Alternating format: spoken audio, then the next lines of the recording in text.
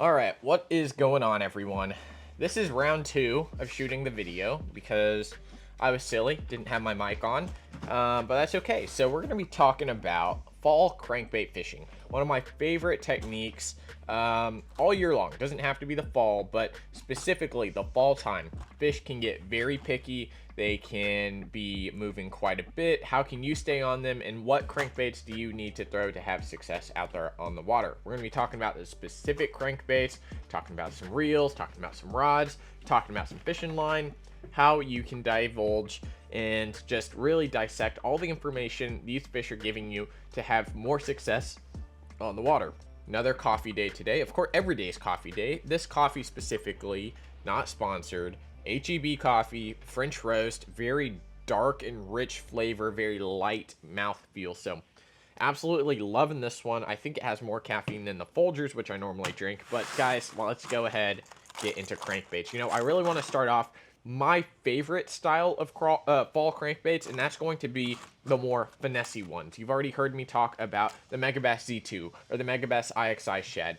These right here are killers in the fall time, when everyone else is throwing a 1.5 square bill, you know, any other 1.5 style crankbait, whether it's a Lucky Craft, a 6 cents. This one is going to be able to be thrown in the same exact places, still very, very shallow, but be able to reach that really key depth, which I like to target, which is at 6 to 8 foot of water. This is where a lot of your bigger fish are going to sit most of the time. You can still catch really, really big fish on the banks in the fall time. You know, you throw your bait right up on the bank, whether it's a Texas rig or crankbait, could be a wobblehead, could be literally anything, a jig. You can throw anything up on the bank and still have a chance at a big fish. When those big fish aren't actively feeding, this is where these style crankbaits excel. This is a Rapala DT8, and this is a Bomber 6A. Both get around to that 6 to 8 foot of water very, very fast. The way their bills are shaped allow them to dive down and really stay, especially casting on the bank and then working it down. They're able to track that bottom as long as it's kind of near that 45-degree angle slope, or just a little bit less than that, kind of maybe around that 30-degree slope. Riprap around the dam, riprap around different types of like railroad bridges or something like that. Anywhere you have riprap, typically this is going to be able to cover that area.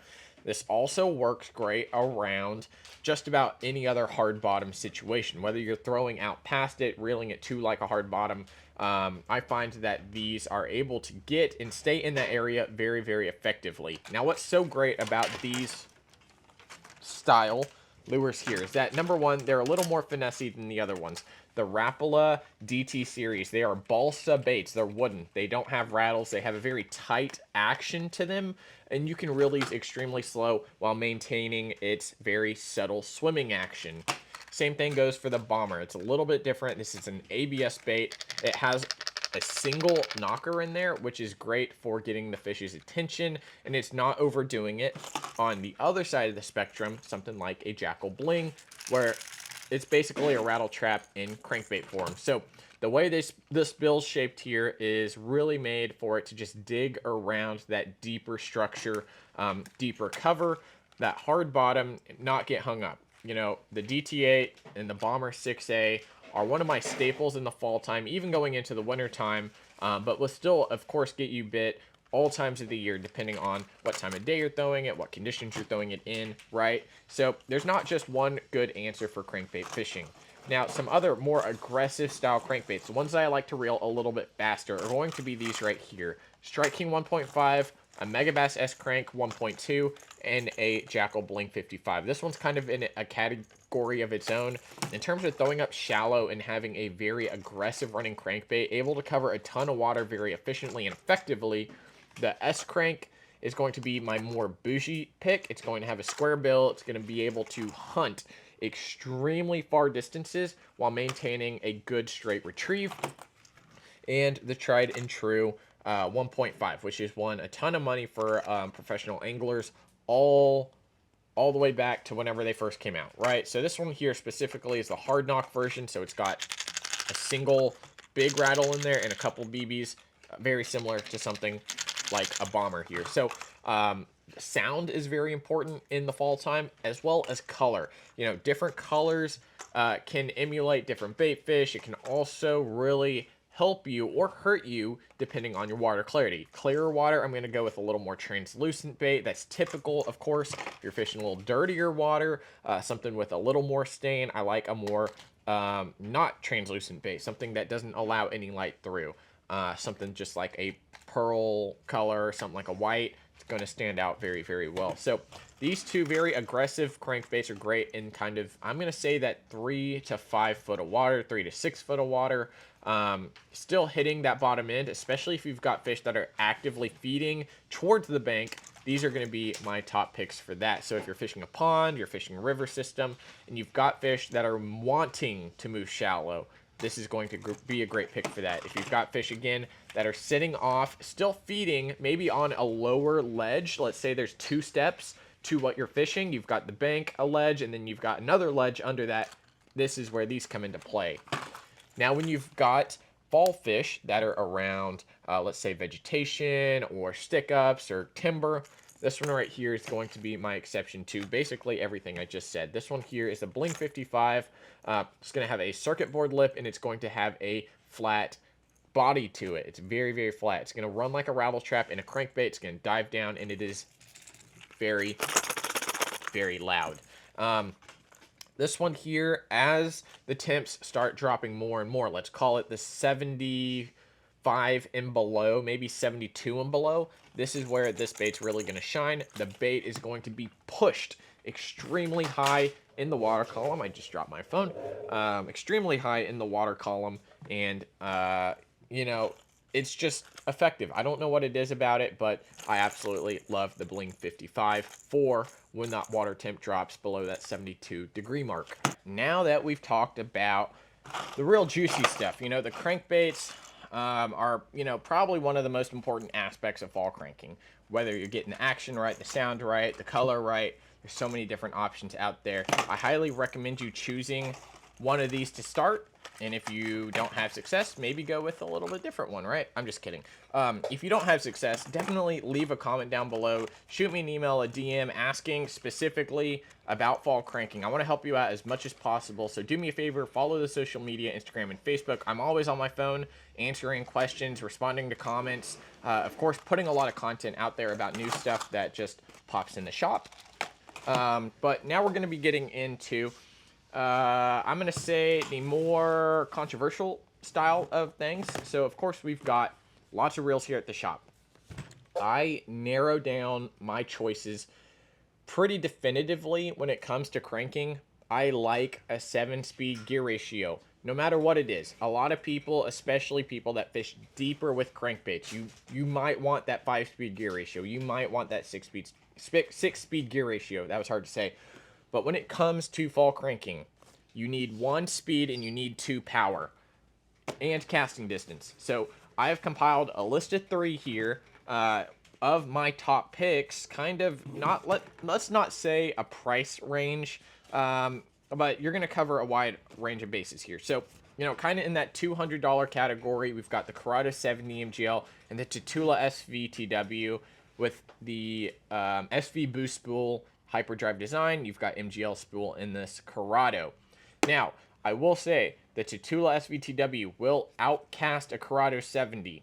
However, I do like the power you get out of the Corrado series from Shimano. The 70 is amazing at casting. It's very smooth, feels awesome. The brand new Tatula, though, I think beats it out a little bit in that range there. So a couple other differences between these two reels here is this is a 100 size reel. It's going to have a little more line capacity. However, when it comes to cranking, typically I am, you know, I'm cutting off a lot of line. I'm retying all the time. You know, you don't need a ton of line on your reels. You don't need a 150 or a 200 size reel.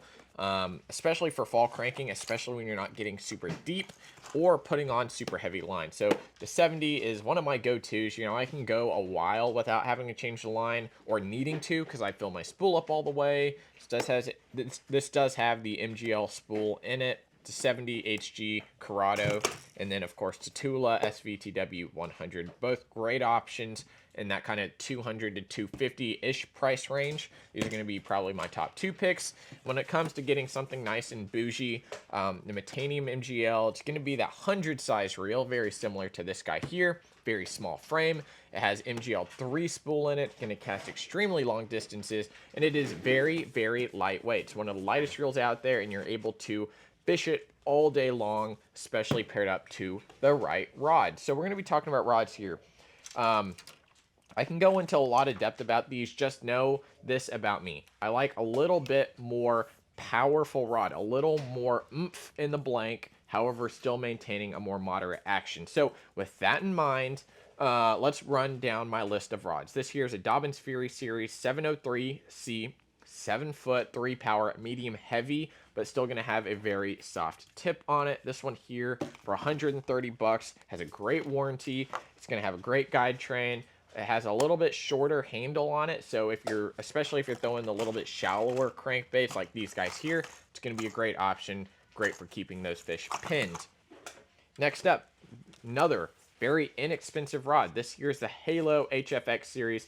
I absolutely love my Halo. I have caught tons of fish on it. It's a little bit heavier than that Dobyns. You know, you're going to have more of a cranking style blank. This is the 7-foot cranking medium action rod. They also make a 7-foot 2, which is great as well. A little extra casting distance.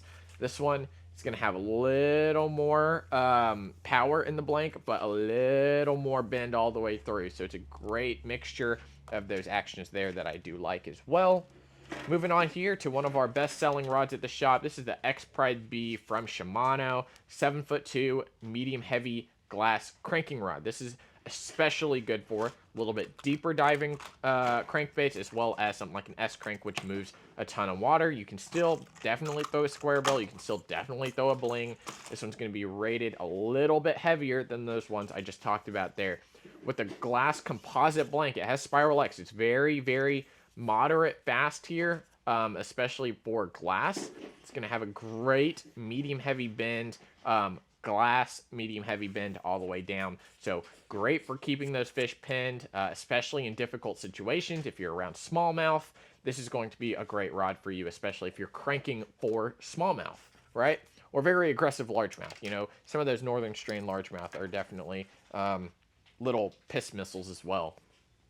All right, moving on to a couple megabass here. These are from the Orochi X10 lineup. This is a Rapid Viper. This guy right here is, I believe, a 6'10", yeah, 6'10" F3. Very, very soft tip. Very at that lower end of the cranking spectrum. You can still definitely throw these guys here, but this one's tailored a little more towards your shallower diving crankbaits. So you can see very soft tip on it, but does stiffen up very well. The X10 series is made with nature fibers, or organic fibers, that allow the blanks in these X10s to be able to have a great bend throughout the entire blank.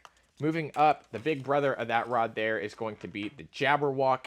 It's going to be a little bit shorter, a little bit more stiff blank, a little more power in there. This is an F4. This is going to be probably my go-to like X10 rod for cranking. It's going to have that great, you know, I could throw Texas rigs on this if I want. It's got enough juice in it, but for throwing a crankbait extremely long distances, this one is going to be perfect for that. See, still a very moderate tip section here.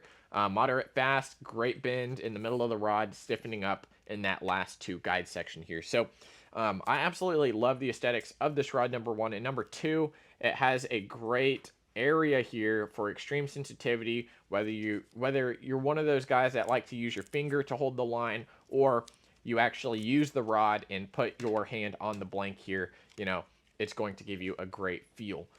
Absolutely love the Jabberwock and the Rapid Viper. When it comes to something very similar to that Jabberwock in the P5 series of the Megabass lineup, 5D blank construction, of course, you're going to have just amazing sensitivity and lightness. This is the 110 Special P5 Destroyer Rod. Very similar to that Jabberwock.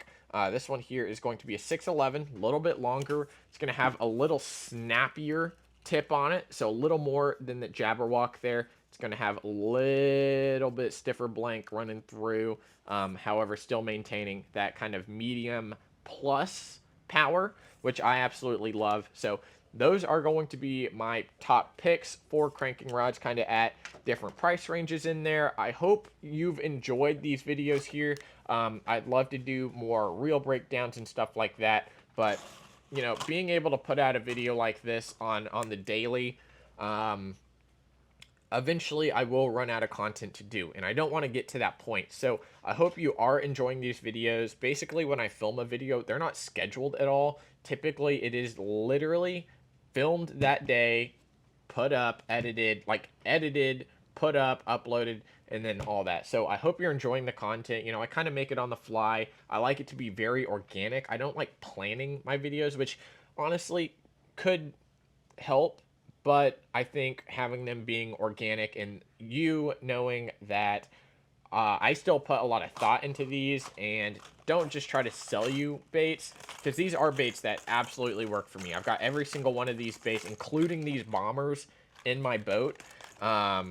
It's just something that I want y'all to know. You know, I'm not just trying to sell you on a bunch of baits as much as I would love to sell you on swim baits all day long. We don't make a lot of money on swim baits. So I hope you're enjoying the content. YouTube, Instagram, Facebook, Q-bombs in stock, armor joints in stock, big restock of Strike King and Lose as well. So thank you so much for watching this video here. If you're looking for some more information, drop it down in the comments below. Hopefully I remember to put links for all this stuff here. It's a lot of links, but go check it out. LakeProTackle.com if I end up not doing it. So thank you so much for watching, guys. We'll see you next time at Lake Pro Tackle. See ya.